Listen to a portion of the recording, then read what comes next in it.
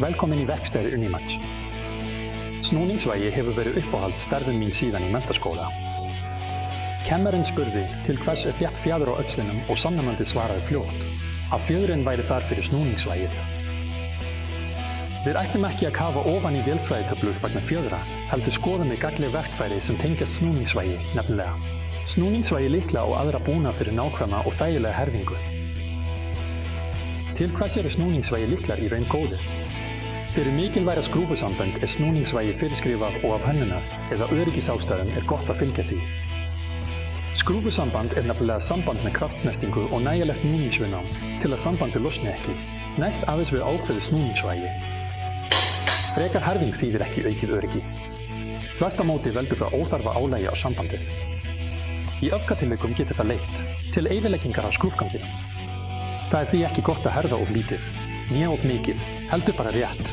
Og til þess hjálpar okkur, sá sem fyrir ofan. Vá, toglykkill. Í iðnaði og handverki mörg tilvik þar, sem notkun snúningsvægi lykils fyrirskrifuð. Við kröfu að fylgja snúningsvægi mætum við einnig í daglegu lífi. Sennilega algengast að herða hjólboltana á bíl. Vitund nákvæma herðingu á reiðhjólum ekki eins útbreidd, en einnig fyrir sláttuvélablöð. Þar það jafnvel tvíeggjað.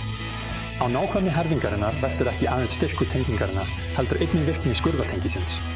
Ef þú herðir skrúfuna svo kallað á blóð, verður núningurinn svo mikill að þegar hnífurinn rekst á hindrun mun hann ekki snúast á öxlinum og klippa pinnana. Orka höggsins þá tekin upp af öxlinum og það getur leitt til skemmda á dýrari hlutum en drifinum með öryggistenginu. Togglyklar sem knúnir af mannavöldum skipt í vélræna og rafræna. Í raun þeir allir vélrænir. Rafræna tryggir aðeins þægilegri notkun. Báðar gerðirnar hafa sína kosti og galla. Vélræni lykillinn getur verið beygjanlegur, snúnings- eða torsjónlykill og líklega mest útbreiddur, svokallaður skraft með sannari gormakerfi, með smellu. Þegar stifturtoginu náð, sleppir smellan og herðingin stöðvast. Rafræni lyklar og millistykki nota torsjónkerfi sem nákvæmara en beygju- og skröftkerfi. Ókosturinn við það þó að fylgjast þar með vísinum á kvarðanum og stöðva herðinguna, þegar óskatóg náð. Hliðræn stafræn breytir gerir ekki aðeins kleift að fylgjast með núverandi gildi á skjánum, heldur getur hann einnig varað hljóðlega við þegar þú nálgast það. Og þegar þú nærð því. Því miður, eins og fegn vélræn torsjónlykill, getur hann ekki komið í veg fyrir frekari herðingu, svo það nauðsynlegt að vinna hægt, til að stöðva herðinguna í tíma. Stafræna skjámyndin getur verið annaðhvort beint á sjálfum togglyklinum eða það til togarlög, sem sett á milli hvaða lykils sem úr hnetunar. Þau til í útgáfum fyrir algengustu 4 brúnirnar, fjórðung, 3/8 og hálfan tonna. Yfirleitt ræðst því tómælingana, einnig af stærð ferhyrningsins. Sjálfur myndi ég fá með báðar gerðirnar. Með rafrænum aðlagi getur við einnig af og til athuga nákvæmni skröftogglykilsins. Aðlögin fjölhæfari, en það þægilegra að herða hjólbolta með hefðbundnum togglykli.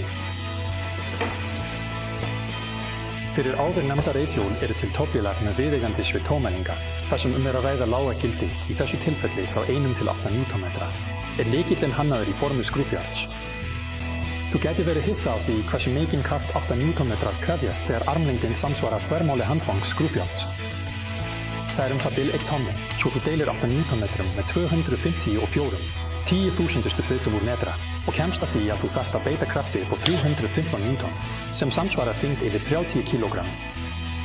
Á þeirri stundu munið þið meta hagnýtt handfang sem margfaldar arminn og þar með minnkar nauðsynlegan kraft.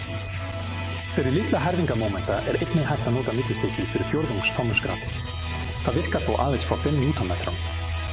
Og að lokum eitt hjálpartæki fyrir herðingu hornmillistykki.